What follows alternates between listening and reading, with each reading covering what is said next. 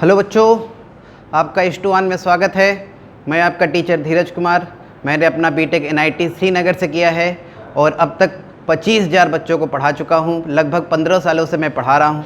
बहुत सारे मेरे बच्चे इस समय IIT से या NIT से बीटेक कंप्लीट कर चुके हैं या बीटेक कर रहे हैं। अगली बारी है आपकी।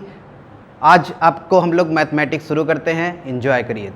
आप लोग को स्ट्रेट लाइन कोऑर्डिनेट में पढ़ा रहे थे, तो स्ट्रेट लाइन में हम लोग पिछले लेक्चर में पैरामेट्रिक फॉर्म तक देख लिए थे। Equation of straight line in parametric form. आज हम लोग आगे करेंगे, पोजीशन ऑफ पॉइंट देखेंगे with respect to a line. तो अगर किसी पॉइंट का आपको पोजीशन देखना है, पॉइंट का पोजीशन लाइन के रेस्पेक्ट में, तो देखिए क्या कंडीशन हो सकता है। जैसे मान लो एक पॉइंट है, ये लाइन है, पॉइंट यहाँ है, तो इस समय हम लोग क्या बोलेंगे कि ये पॉइंट लाइन के एबव है, ऊपर साइड में है ना। और दूसरा बात कि ये ध्यान से देखो तो राइट साइड में भी है, तो एग्जैक्ट अगर उसका पोजीशन बताना है तो ऊपर और नीचे में कौन सा है ये बताना होता है, और लेफ्ट और राइट में क्या है ये बताना होता है। किसी पॉइंट का एग्जैक्ट पोजीशन लाइन के रेस्पेक्ट में अगर आपको बताना है तो ये लाइन के एबव है या बिलो है ये बताओ, या लेफ्ट या राइट में क्या है ये बताओ। तो इस समय ध्यान से देखिए तो ये एबव है और राइट साइड है ना। मान लो अगर ऐसे रहे तो इस समय पोजीशन क्या दिख रहा है आपको, लाइन के एबव है लेकिन अब लेफ्ट साइड है, एबव और लेफ्ट।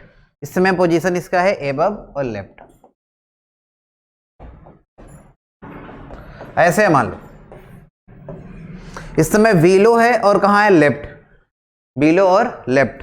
और ऐसे अगर रहे देखो इस तरह से तो बिलो और राइट। तो ये चार पोजीशन होता है ना, एबव और बिलो में से एक कोई ना कोई होगा और लेफ्ट और राइट में से कोई एक पोजीशन होता है। तो ये कब कहाँ पे होगा, एबव है कि बिलो है, लेफ्ट है कि राइट है, ये कैसे चेक करते हैं, इसके लिए एक तरीका होता है, उसको हम लोग समझते हैं। समझो ध्यान से। कोई भी एक फिगर बनाते हैं, जैसे मान लो ये एक्स एक्सिस है, ये वाई एक्सिस है, ये लाइन है, पॉइंट यहां पे हमारा। तो इस समय पे पॉइंट कहां दिख रहा है आपको, एबव दिख रहा है और राइट साइड दिख रहा है। तो इस समय एबव और राइट साइड है। तो ये थोड़ा चेक करें हम लोग कि ये एबव और राइट साइड आएगा कब। पॉइंट है x1 y1, ये दिया है आपको, और लाइन का इक्वेशन भी गिवन है, ax plus B Y plus c equal to 0। ठीक। अच्छा, आप ध्यान से समझिएगा, यहां से अगर हम लोग y एक्सिस के पैरेलल सीधा नीचे आए और x के पैरेलल इधर आए, लाइन के ऊपर, मतलब हम लोग पॉइंट खोजना चाह रहे हैं, तो y एक्सिस के पैरेलल नीचे आए हैं, तो यहां पे अगर ध्यान से देखेंगे तो इसका x कोऑर्डिनेट नहीं बदलेगा, y के पैरेलल आने पे x चेंज नहीं होता। अच्छा, y तो चेंज होगा ना, नीचे आया तो y तो बदलेगा ही भी, x इसका नहीं बदलेगा, तो x कोऑर्डिनेट x1 ही होगा, y कोऑर्डिनेट मान लो यहां पे हो जाता है k। सही है सर। उसी तरह से अगर हम लोग x के पैरेलल चलेंगे, x के पैरेलल, तो y नहीं बदलेगा, यहां पे y1 है y, तो यहां भी y कोऑर्डिनेट y1 रहेगा, x कोऑर्डिनेट बदलेगा, मान लो h हो जाता है। ठीक। अब बताना, ये जो पॉइंट है x1 कामा k, ये लाइन के ऊपर है, तो लाइन को क्या करेगा, सेटिस्फाई करा देंगे, तो आएगा ax1 bk plus c equal to 0।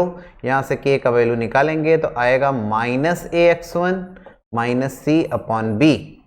और k में और y1 में अगर देखेंगे, k में और y1 में कौन बड़ा है, तो जो ऊपर होगा वो बड़ा होगा, सिंपल सा बात है, y कोऑर्डिनेट ऊपर वाले पॉइंट का बड़ा होता है, तो y1 ग्रेटर देन k होगा, तो y1 को ग्रेटर देन k कर देते हैं, y1 ग्रेटर देन k का वैल्यू पुट करो, माइनस ax1 माइनस सी अपॉन बी, सबको इस एक साइड लाएंगे, तो y1 प्लस ax1 प्लस सी अपॉन बी ग्रेटर देन 0। ये आ गया ax1, ये इधर गुणा कर रहे हैं, by1 प्लस सी अपॉन बी ग्रेटर देन 0। तो इस समय हम लोग एबव और बिलो वाला चेक कर रहे थे, क्योंकि ये देखो पॉइंट ऊपर था, ये नीचे था, तो इस समय कौन सा चेक कर रहे हैं कि लाइन के कहां है, एबव है। तो एबव होने के लिए ये कंडीशन होता है, अगर पॉइंट लाइन के एबव रहेगा तो ये देखिए है क्या, ax1 plus B Y one plus C, ये है पॉइंट को लाइन में रखने के बाद जो आएगा, x1 y1 यहां रखेंगे, ax1 plus B Y one plus C आएगा। और b क्या है, b है y का कोफिशिएंट, b है y का कोफिशिएंट। तो अगर पॉइंट को रखने के बाद लाइन में जो आए और y का कोफिशिएंट चेक कर लो, अगर दोनों सेम साइन है, जैसे ये पॉजिटिव ये भी पॉजिटिव, तो डिवाइड करने पे पॉजिटिव आएगा, या दोनों निगेटिव रहेगा तब भी डिवाइड करके पॉजिटिव आएगा। तो अगर दोनों सेम साइन है तो ये पॉजिटिव आएगा, मतलब पॉइंट कहां होगा, एबव होगा। तो एबव और बिलो में से अगर आपको चेक करना है तो क्या बताए हैं, पॉइंट को लाइन में रख दो, रखने के बाद उसका साइन चेक करो और y का कोफिशिएंट जो b है उसका साइन से चेक करो। अगर दोनों का साइन सेम है तो पॉइंट एबव होगा, और अगर अपोजिट साइन है तो पॉइंट बिलो होगा। ये तरीका होता है चेक करने का, ऊपर और नीचे में से ना। और सेम इसी तरह लेफ्ट और राइट वाला भी चेक करेंगे। अब बताओ ये पॉइंट भी लाइन को क्या करेगा, सेटिस्फाई करेगा, सेटिस्फाई करा देंगे। AH plus B Y one plus C 0, यहां से ध्यान से देखिए तो आपको क्या मिल गया, यहां से आपको मिल जाएगा H बराबर आएगा minus B Y one minus C upon A. और H और x1 में कौन बड़ा है, जो राइट साइड होगा वो बड़ा होगा, तो x1 greater than H, x1 greater than H, तो H का वैल्यू पुट करके इधर लाओ तो प्लस हो जाएगा B Y one plus C upon A greater than 0। तो यहाँ से आपको मिलेगा ax1 plus B Y one plus C upon A greater than 0। तो ये क्या मिला, राइट होने के लिए कंडीशन। तो राइट होने के लिए कंडीशन क्या आया कि पॉइंट को रखने के बाद ax1 plus B Y one plus C और x का जो कोफिशिएंट रहे a, इन दोनों का साइन अगर सेम रहेगा तब ये डिवाइड करके पॉजिटिव आएगा, और डिवाइड करने पे अगर पॉजिटिव आ रहा है तो पॉइंट कहाँ होगा, राइट साइड होगा। इतना बात सबको समझ में आया। लेफ्ट और राइट कैसे चेक करेंगे और एबव और बिलो कैसे चेक करेंगे, बहुत ही आसान है, ज़्यादा इसमें घबराने की बात नहीं है। पॉइंट को रख दो और a और b मतलब x का कोफिशिएंट और y का कोफिशिएंट चेक करो। अगर सेम साइन है तो एबव और राइट होगा, कोई अपोजिट है चेक कर लेना। अगर मान लो b के साथ अपोजिट है तो बिलो हो जाएगा, और a के साथ अपोजिट है तो लेफ्ट हो जाएगा।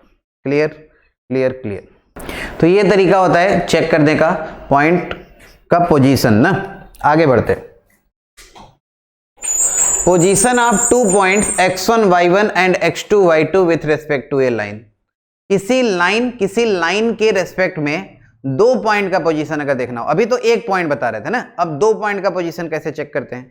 तो 2 पॉइंट के लिए देखिए सर बस 2 पॉसिबिलिटी होता है, या तो पॉइंट लाइन के अपोजिट साइड होगा या दोनों पॉइंट लाइन के सेम साइड होगा, यही 2 कंडीशन होता है। अगर 2 पॉइंट है, 2 पॉइंट का पोजीशन किसी लाइन के रेस्पेक्ट में देखना है तो लाइन के दोनों पॉइंट अपोजिट साइड होगा या दोनों पॉइंट लाइन के सेम साइड होगा।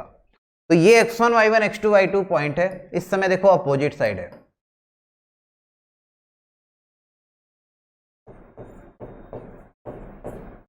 इस समय कहां है, अपोजिट साइड है ना। लाइन है ax plus B Y plus C, एक चेक करते हैं दूसरा उसका उल्टा हो जाएगा, सिंपल सा बात होता है। इस समय अपोजिट साइड है। तो ये बताओ यार, अगर इन दोनों पॉइंट को हम मिलाएंगे, इन दोनों पॉइंट को अगर मिलाएंगे तो ये जो भी रेशियो आएगा, मतलब ये लाइन किसी रेशियो में डिवाइड करेगा। मान लो ये λ/1 है, तो याद करो तो लैम्डा का वैल्यू निकालना हम लोग सीखे थे, बताए थे लैम्डा का वैल्यू होता है लैम्डा के साथ जो पॉइंट रहेगा उसको लाइन में सेटिस्फाई करो, सामने वाला पॉइंट सेटिस्फाई करके माइनस साइन के साथ डिवाइड। तो ax2 plus B Y two plus C, ax1 plus B Y one plus C, ये लैम्डा का वैल्यू आता है। क्या बताए हैं, लैम्डा कैसे निकलते हैं, लैम्डा के साथ वाला पॉइंट लाइन में सेटिस्फाई कराओ, सामने वाला पॉइंट सेटिस्फाई करो, माइनस साइन से डिवाइड कर दो, लैम्डा आ जाता है।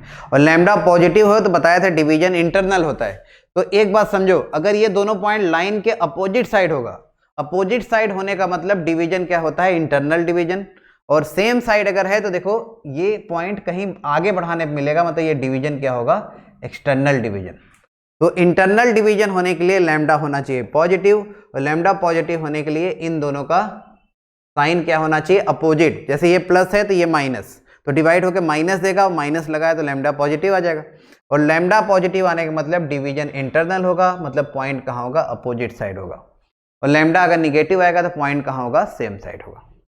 अच्छा, अब बात करते हैं लैम्डा पॉजिटिव आएगा कब। एक बार फिर से, लैम्डा पॉजिटिव तब आएगा जब पॉइंट को रखने के बाद इन दोनों का साइन क्या रहे, अपोजिट रहे, एक प्लस एक माइनस, तब ये माइनस से गुणा होकर प्लस देगा।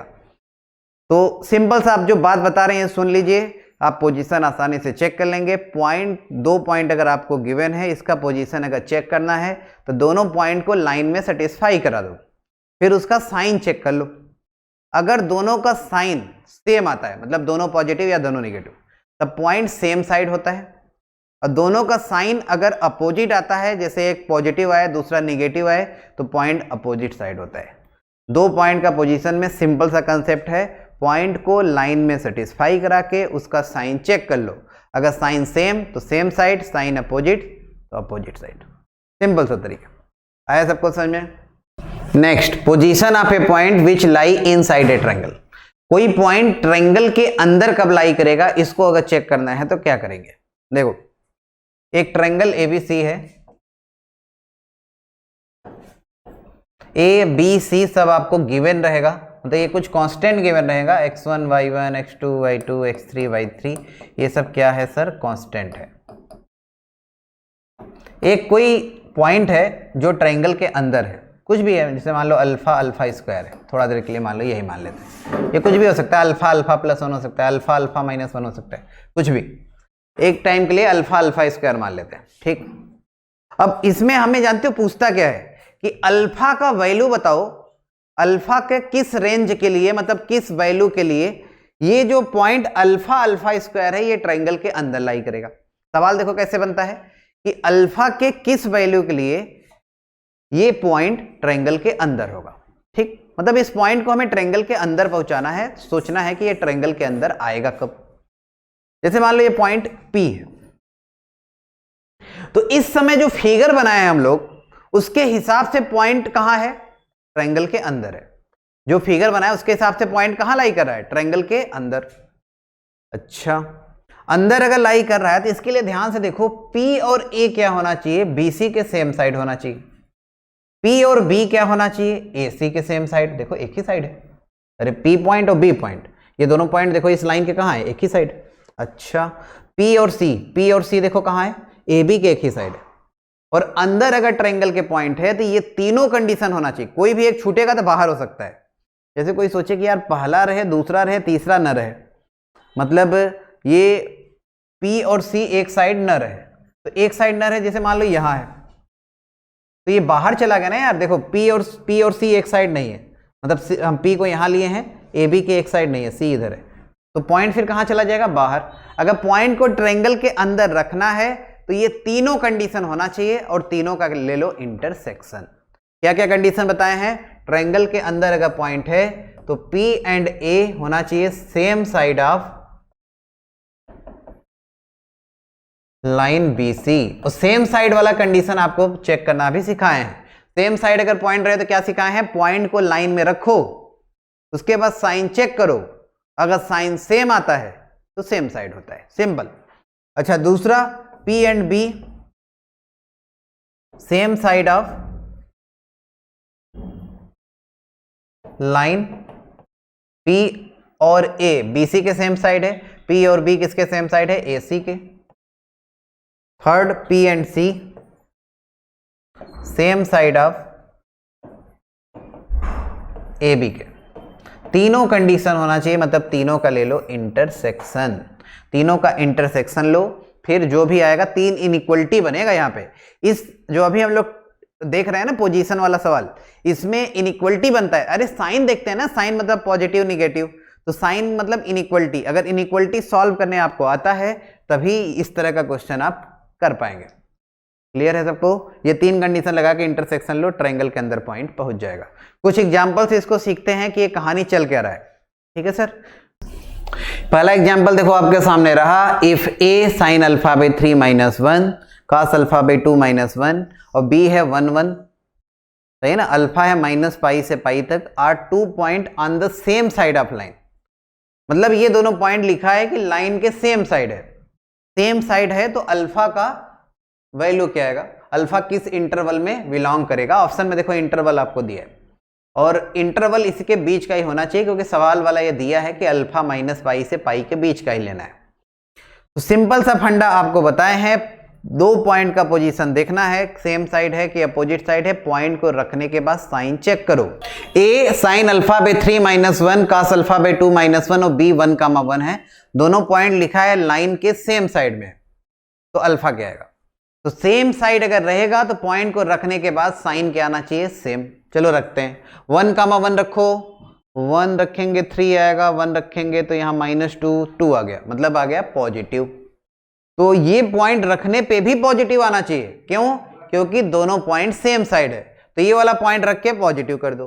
x के जगह sign alpha by 3 minus 1 cos alpha by 2 minus 1, सही है ना सर? +1 greater than 0। अच्छा, यहां से देखो आया sine alpha -3 minus cos alpha +2 +1 greater than 0। 3 से 3 cancel, sine alpha greater than cos alpha आ गया। अब साइन अल्फा कॉस अल्फा से बड़ा -π से π में कहां से कहां तक होता है, वही इसका होगा आंसर। तो साइन अल्फा का ग्राफ बना लो, कॉस अल्फा का ग्राफ बना लो, -π से π में। अच्छा, साइन अल्फा का ग्राफ सर कुछ इस तरह का होता है, कॉस अल्फा का ग्राफ कुछ इस तरह का होता है, -π से π में। ठीक है सर, ये -π और यहाँ पे π होगा, यहाँ पे 0। ठीक, दोनों जहां पे मिलेंगे वो पॉइंट लिख लो। ये पॉइंट होता है जहां पे मिलते हैं π/4 फर्स्ट क्वाड्रेंट, और ये पीछे कहां मिलेंगे -π + π/4 मतलब -3π/4। अब ग्राफ से देखो साइन अल्फा कॉस अल्फा से बड़ा कहां से कहां तक है, अलग कलर से आपको दिखाते हैं। देखो ये जो है ये वाला यहां से यहां तक साइन अल्फा का ग्राफ कॉस अल्फा के ग्राफ से ऊपर है, फिर यहां से यहां तक फिर देखो ऊपर है। तो आंसर आपका जो ये यहां से यहां तक होगा और ये यहां से यहां तक होगा। तो आंसर बताओगे -π से -3π/4 यूनियन π/4 से π। कौन सा ऑप्शन करेक्ट है? ए वाला, -π से -3π/4 यूनियन π/4 से π is the right answer. Clear है सबको? नेक्स्ट क्वेश्चन देखते हैं। If points cos theta sin theta does not fall in that angle between the lines in which origin lies, ये lies है यहाँ पे, in which origin lies then theta belongs to। इसमें क्या कर रहा है कि ये जो पॉइंट है ये उस एंगल में नहीं गिर रहा है जिसमें ओरिजिन लाई कर रहा है। तो इसका अगर करेक्ट थोड़ा फिगर बनाओ तो ये जो है ग्राफ इसका सबको बनाने आता है, y बराबर में मॉड में x - 1। इसका ग्राफ अगर बनाएंगे सर तो कुछ इस तरह का होगा, y बराबर मॉड x - 1। या चलो इसका ग्राफ बाद में बनाते हैं, एक काम पहले करो। cos theta sin theta point है, और ये हम लोग जब आर्थो सेंटर पढ़े थे उसमें थोड़ा सा आइडिया आपको दिए थे कि अगर cos थीटा sin थीटा जैसा अगर पॉइंट दिखे तो चेक कर लिया करो, ये एक सर्कल पे लाई करेगा जिसका सेंटर 0 0 होगा, रेडियस यहाँ पे जो आगे कोफिशिएंट है ये होता है, तो ये एक सर्कल पे लाई करेगा। या ऐसे चेक कर लो, x बराबर है cos थीटा, y बराबर है sin थीटा। अगर आपको देखना है कि किस कर्व पे लाई करेगा, दोनों को स्क्वायर करके जोड़ दो, तो x² + y² cos² theta + sin² theta आ गया 1। तो cos थीटा sin थीटा एक सर्कल पे लाई करेगा, x² + y² = 1 पे। तो ये सर्कल का सेंटर होता है 0 0, रेडियस होता है 1। तो एक सर्कल ड्रॉ करते हैं जिसका सेंटर 0 0, रेडियस 1 है। इसी सर्कल पे ये पॉइंट लाई करेगा। मतलब ये पता करने से फायदा थोड़ा ये हो गया ना, जैसे अगर ये पता न करते हम लोग कि यार ये पॉइंट कहाँ पे लाई करेगा तो लोगों के दिमाग में आता है पॉइंट आर्बिट्री कहीं भी हो सकता है। लेकिन अब ये पता चल गया कि हाँ यार ये आर्बिट्री कहीं नहीं होगा, ये एक सर्कल पे ही लाई कर सकता है। मतलब पॉइंट इस सर्कल के ऊपर कहीं भी हो सकता है, कहीं भी। ठीक है सर, इतना बात सबको समझ में आया, क्योंकि cos theta sin theta circle को सेटिस्फाई कर रहा है। अच्छा, अब आगे सोचते हैं, इस लाइन का ग्राफ बनाओ। इस लाइन का ग्राफ, सर्कल का सेंटर 0 0 है, रेडियस 1 है, तो ये पॉइंट आएगा 1 0, ये आएगा 0 1, -1 0, 0 -1, ये चारों पॉइंट आ गया। ठीक, अब इस लाइन का अगर ग्राफ बनाएंगे, देखो x बराबर 1 पे y 0 आ रहा है, x बराबर 1 पे y 0 आ रहा है, ठीक है ना। अच्छा, और अगर y को अगर हम लोग 1 देखेंगे, कब आएगा y को 1, तो x को 0 रखना होगा, x 0 y 1। तो इन दोनों पॉइंट से देखो जाएगा लाइन कुछ इस तरह का जाएगा भाई, और मॉड है ऊपर ऊपर बनेगा, नीचे जाएगा नहीं। ठीक, तो ये इस लाइन का ग्राफ बन गया। अब हमें सोचना है कि ओरिजिन कहां पे लाई कर रहा है। तो ओरिजिन देखिए, ओरिजिन यहां पे, अब सवाल वाला क्या कहता कि पॉइंट जो है cos थीटा sin थीटा वो उस एंगल में नहीं है जिस एंगल में ओरिजिन है। दो लाइन के बीच में, दो लाइन जैसे ऐसे फिगर बनाते हैं तो ये 4 एंगल बनता है। तो अगर इस एंगल में ओरिजिन लाई कर रहा है इस एंगल में, तो इस एंगल में वो पॉइंट नहीं होना चाहिए, ये कहने का मतलब। सवाल समझ रहे हो नहीं? ये cos थीटा sin थीटा उस एंगल में नहीं होना चाहिए जिस एंगल में ओरिजिन है। तो ध्यान से देखो, इसको अगर आगे बढ़ा दें, इसको भी अगर पीछे बढ़ाएं, वैसे इमेजिनरी लाइन है, इसके नीचे जाएगा नहीं, लेकिन समझने के लिए अपने बना देते हैं।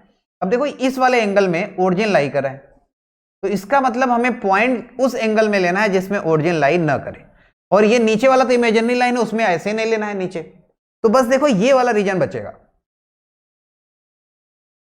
इस वाले रीजन में देखो ओरिजिन लाई नहीं करा, ओरिजिन यहां है, पॉइंट इधर है, ओरिजिन के अपोजिट है। मतलब इस वाले एंगल में अगर लेते तो इसमें ओरिजिन है, इस वाले एंगल में ओरिजिन लाई नहीं कर रहा है, तो इसका मतलब पॉइंट हमें यहां से यहां तक लेना होगा। ठीक, अगर यहां पे देखेंगे तो cos थीटा कितना है, 1 है, cos थीटा 1 मतलब थीटा कितना 0, तो यहां पे थीटा 0 होगा। अच्छा यहाँ पे sin थीटा 1 है तो थीटा कितना होगा 90 होगा। तो इसका मतलब ये जो पॉइंट है ये थीटा 0 से 90 तक अगर लेंगे, 0 से 90 तक, तब यहां से यहां तक में लाई करेगा। तो 0 से 90 के बीच वाला ही हमारा आंसर होना चाहिए। कौन सा आंसर दिया है? B answer. तो बी आंसर इससे राइट आंसर। बहुत ही बेहतरीन सवाल है, बहुत ही बेहतरीन। ये आपको समझना बस ये है कि ये जो पॉइंट है cos थीटा sin थीटा ये किस कर्व पे लाई करेगा। अगर इस तरह नहीं करेंगे ना तो इसमें फिर बहुत बड़ा हो जाता है। बड़ा ये होता है फिर बार बार आपको केस बना के चेक करना होगा, इसको मॉड को हटाना होगा प्लस माइनस साइन से, तो उसके बाद फिर उसमें फिर इनइक्वलिटी सॉल्व करके देखना होगा, तो उसमें बहुत बड़ा होता है। ये तरीका फिगर बना के जो समझे हम लोग बहुत ही आसानी से, समझ में आया सबको? ये लो आगे करते। ये सवाल पढ़िए, range of alpha for which the point alpha comma alpha lies inside the region bounded by the curve and the line. मतलब ये जो अल्फा अल्फा है ये पॉइंट इन दोनों कर्व से जो बाउंडेड रीजन बनेगा इसके बीच में लाई करा है, तो अल्फा क्या होना चाहिए? ऑप्शन में अल्फा का रेंज दिया है। चलो पहले फिगर ड्रॉ करो। इस टाइप के क्वेश्चन में फिगर पहले ड्रॉ करते हैं हम लोग। तो ये सर्कल है, स्क्वायर करोगे देखो सर्कल ही आएगा, वाई स्क्वायर बराबर 1 माइनस एक्स स्क्वायर, मतलब x square plus y square बराबर 1। ठीक, लेकिन ये पूरा कंप्लीट सर्कल नहीं है। y देखो ऑलवेज पॉजिटिव, रूट क्या होता है? Always positive. तो y ऑलवेज पॉजिटिव होने का मतलब ये है कि x एक्सिस के ऊपर वाला पोर्शन लेना है। y का पॉजिटिव आता है x एक्सिस के ऊपर, तो ये कंप्लीट सर्कल ना होके सेमी सर्कल है, मतलब ये कुछ इस तरह का है। पूरा सर्कल बनाते तो ये कंप्लीट होता, लेकिन ये कंप्लीट सर्कल नहीं है सर, क्योंकि y ऑलवेज पॉजिटिव लेना है। पॉजिटिव देखो ऊपर ही आएगा, अगर ये नीचे लेते तो y निगेटिव आ जाता, इसीलिए हमें इसमें सेमी सर्कल बनाना है। ठीक, अच्छा लाइन का अगर ग्राफ ड्रा करो, अच्छा ये पहले ये पॉइंट भी खोज लेते हैं। अगर y को 0 करते हैं तो x आएगा प्लस माइनस 1, मतलब ये पॉइंट 1 0, ये माइनस 1 0 आएगा, और ये पॉइंट आएगा 0 कामा 1। लाइन का अगर फिगर ड्रा करोगे देखो x को 0 करने पे y 1 आ रहा है, y को 0 करने पे x 1 आ रहा है, मतलब इन्हीं दोनों पॉइंट से लाइन भी जाएगा। अब इन दोनों से जो बाउंडेड रीजन है इसके बीच में ये पॉइंट लाई कर रहा है। बाउंडेड रीजन जो है उसके बीच में, यही देखो रीजन है बाउंडेड, इसके बीच में पॉइंट है अल्फा कामा अल्फा। तो अल्फा कामा अल्फा अगर इसके बीच में है तो देखो ध्यान से, ओरिजिन और अल्फा अल्फा, ओरिजिन और अल्फा अल्फा, ये दोनों पॉइंट इस लाइन के अपोजिट साइड है। लाइन का इक्वेशन है x plus y minus 1 0। Origin और अल्फा अल्फा लाइन के कहां है? अपोजिट है। अपोजिट होने पे क्या बताए हैं? पॉइंट को रखने के बाद साइन अपोजिट आता है। अच्छा 0 0 रखो, 0 0 माइनस 1 आया, मतलब निगेटिव।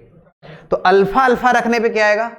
अल्फा अल्फा रखने पे आएगा पॉजिटिव। क्यों? क्योंकि अपोजिट साइड है, अपोजिट साइड रहता है तो रखने के बाद साइन अपोजिट आता है। तो अल्फा अल्फा रख के कर देंगे पॉजिटिव यहां पे लाइन में, तो यहां से आपको मिल जाएगा अल्फा ग्रेटर देन 1/2।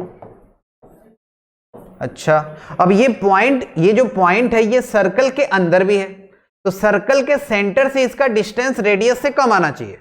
तो 0 0 से अल्फा अल्फा का जो डिस्टेंस आएगा, 0 0 से अल्फा अल्फा का डिस्टेंस आएगा, कितना आएगा? Alpha square plus alpha square, ये लेस देन 1 होना चाहिए, रेडियस 1 है, सर्कल का रेडियस कितना है 1। तो यहां से देखो तो अल्फा स्क्वायर लेस देन 1/2, तो अल्फा आ जाएगा लेस देन 1/√2। सही है सर। अच्छा, और 1/2 से बड़ा तो पहले से आया था और सेकंड वाले कंडीशन से आ गया 1/√2 से छोटा, तो दोनों ही होना चाहिए। तो दोनों को कंबाइंड अगर करेंगे, दोनों को कंबाइंड करेंगे तो 1/2 से बड़ा आएगा, 1/√2 से छोटा आएगा।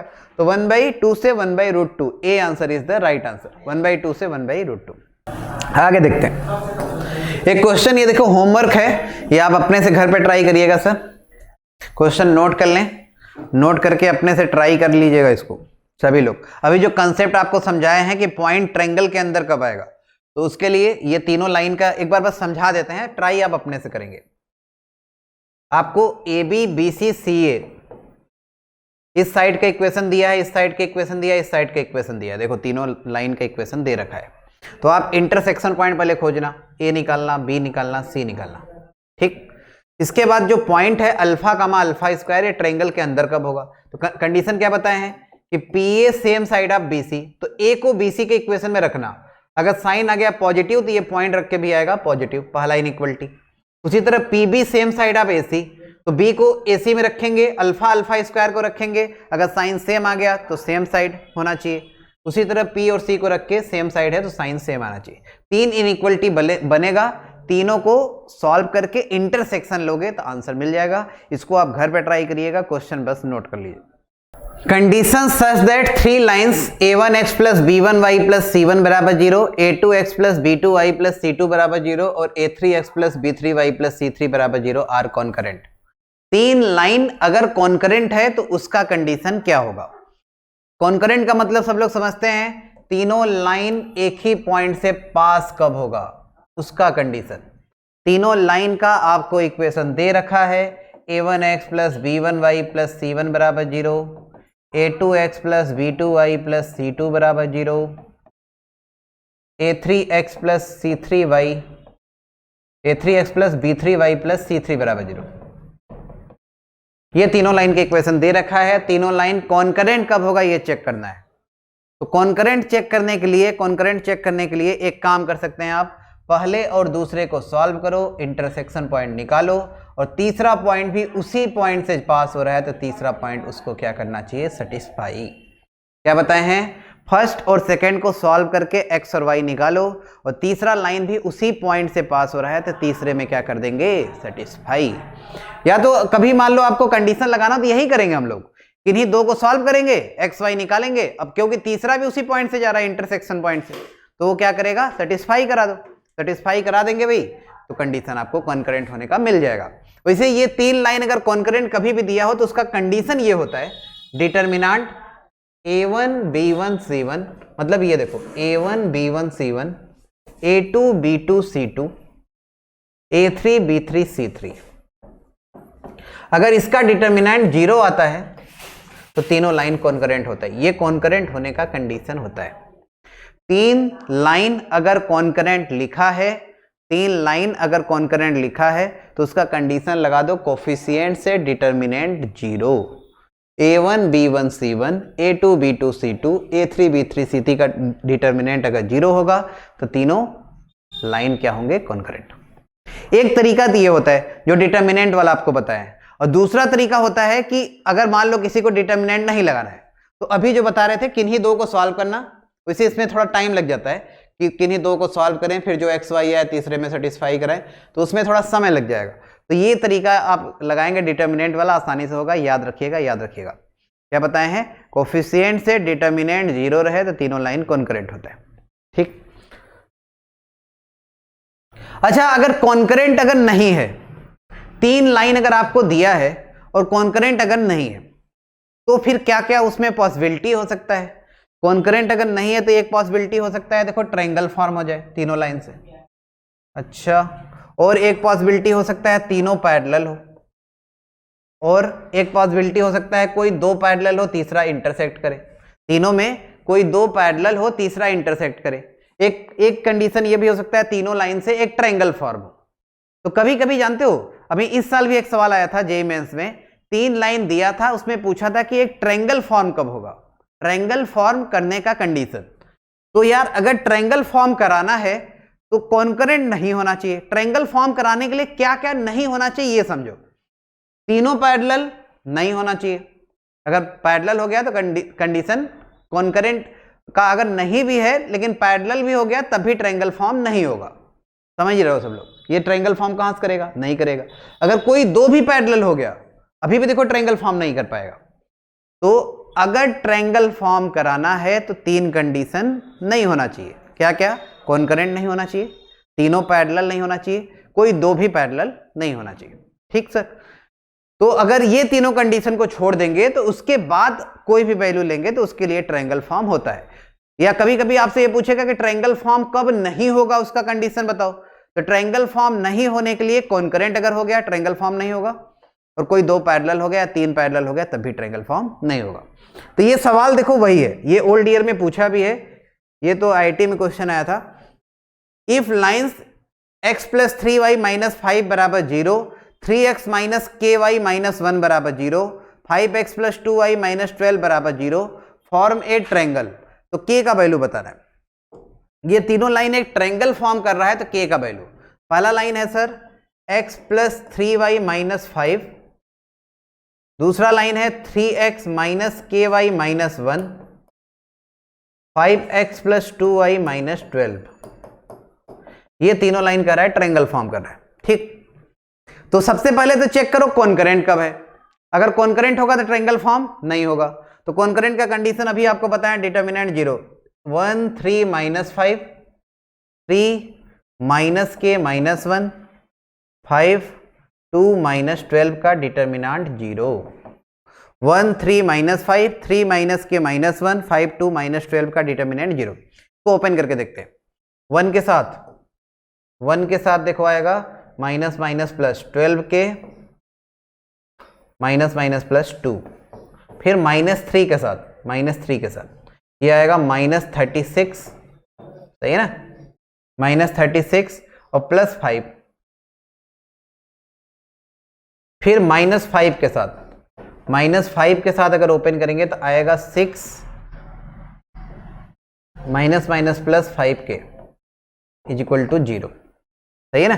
डिटर्मिनेंट 0 किया। देखो 1 के साथ ओपन करना है, सबको डिटर्मिनेंट ओपन करने आता है, 12 के प्लस 2, फिर माइनस 3 के पहले प्लस लेते हैं फिर माइनस लेते हैं, तो माइनस 3 के साथ माइनस 36 और ये माइनस माइनस प्लस 5, फिर माइनस 5 के साथ यहाँ प्लस लेते हैं लेकिन माइनस था इसलिए माइनस 5 लिखे, यह आएगा 6 प्लस 5 के।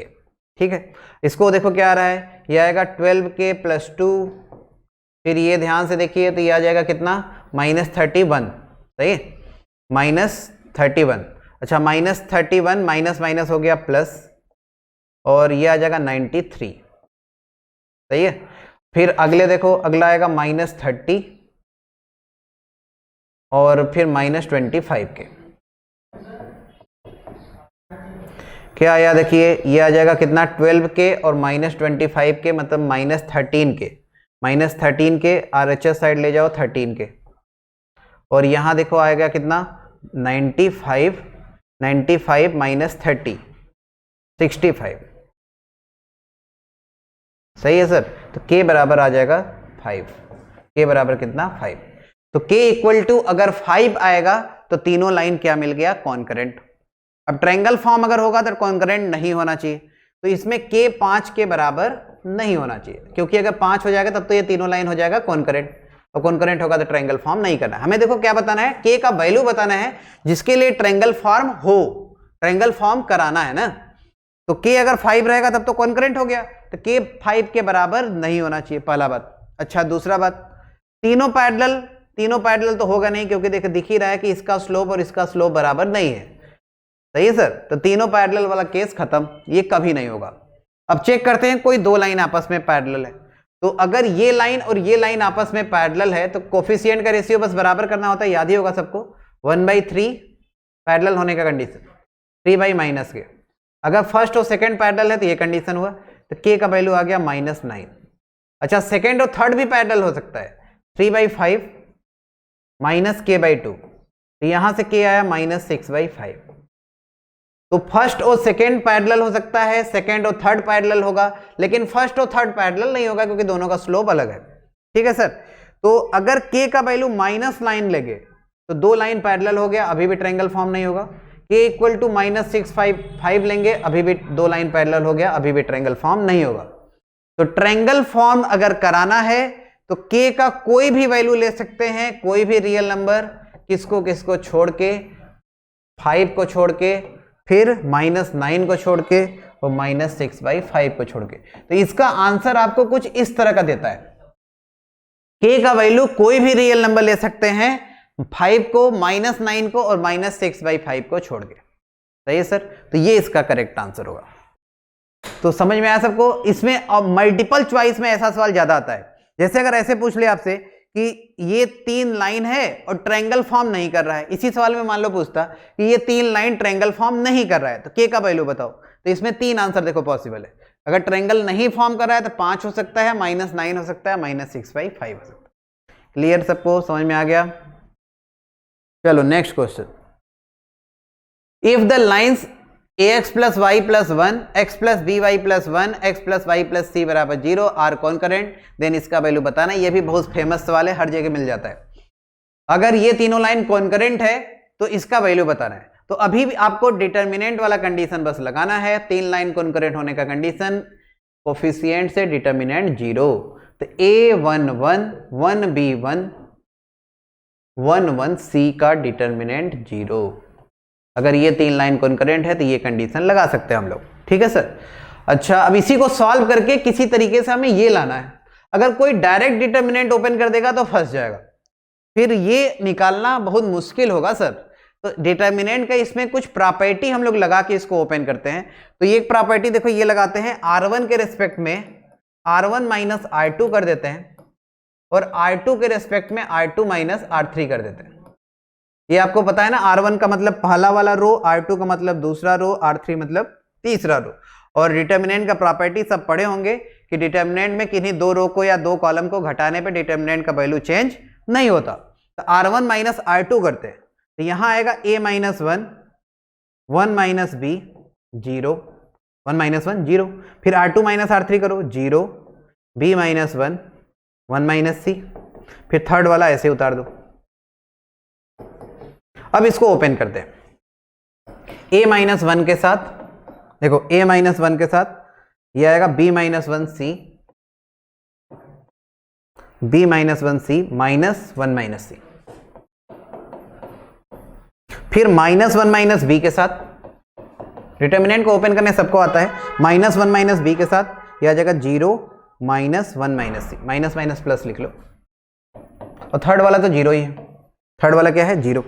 तो ये तो हो गया खत्म। तो यही बचा। अब देखो इसका मल्टीप्लाई करते हैं अंदर, a - 1 b - 1 c, फिर माइनस माइनस प्लस लिख लो। क्यों लिख रहे हैं? क्योंकि ये देखो 1 - c a - 1 है, तो a - 1 को 1 - a लिख रहे हैं। एक काम करो, यहाँ भी 1 - a लाना है तो हर जगह हम लोग क्या करेंगे, यहाँ भी 1 - a लिखेंगे, 1 - b लिखेंगे, कोई फर्क नहीं पड़ेगा। 2 बार माइनस लिखने पे प्लस ही आता है।